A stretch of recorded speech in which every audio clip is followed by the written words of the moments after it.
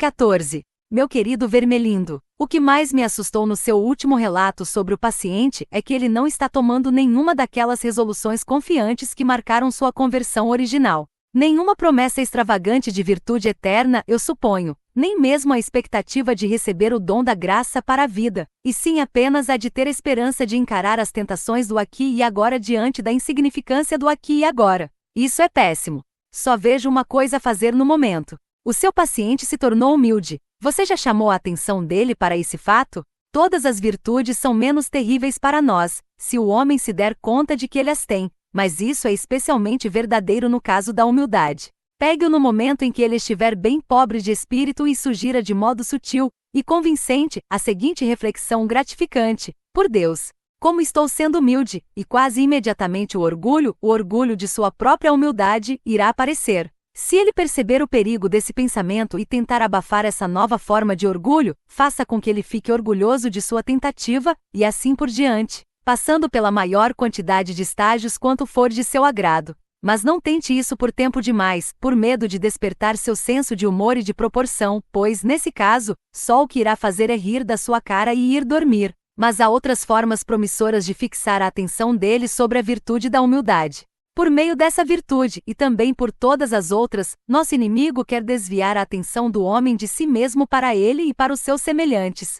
Toda a humilhação e repulsa de si mesmo foram designados, em longo prazo, única e exclusivamente para esse fim. A menos que eles atinjam esse fim, elas causam pouco prejuízo, e podem até nos fazer bem se mantiverem o homem preocupado consigo mesmo. E acima de tudo, se o autodesprezo puder ser tomado como ponto de partida para o menosprezo em relação aos outros egos, e assim, para chegar à melancolia, ao cinismo e à crueldade. Você deve, portanto, ocultar do paciente o verdadeiro fim da humildade.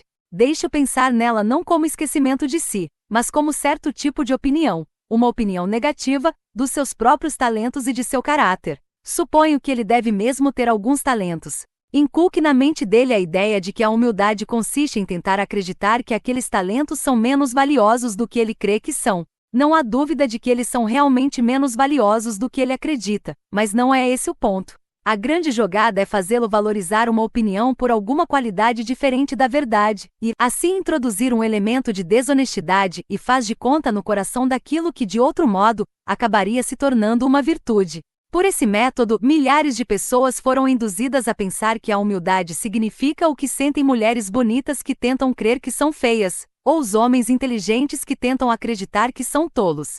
E já que o que estão tentando acreditar pode, em alguns casos, ser um completo absurdo, eles não terão sucesso em acreditar nisso. E essa será a nossa chance de fazê-los quebrar a cabeça no esforço para alcançar o impossível. Se quisermos antecipar a estratégia do inimigo, temos que levar em conta os seus objetivos. O inimigo quer levar o homem a um estado de espírito em que ele poderia projetar a melhor catedral do mundo, tendo consciência de que é a melhor, e se alegrar com esse fato, sem estar mais, ou menos, ou de outra forma, feliz de tê-la construído do que ficaria se a catedral tivesse sido criada por outra pessoa. O inimigo quer que o homem, no final, seja tão livre de tendenciosidades em proveito próprio, que ele possa regozijar-se com seus próprios talentos de forma tão franca e grata quanto com os talentos de seu semelhante, ou com o nascer do sol, ou um elefante, ou uma cachoeira.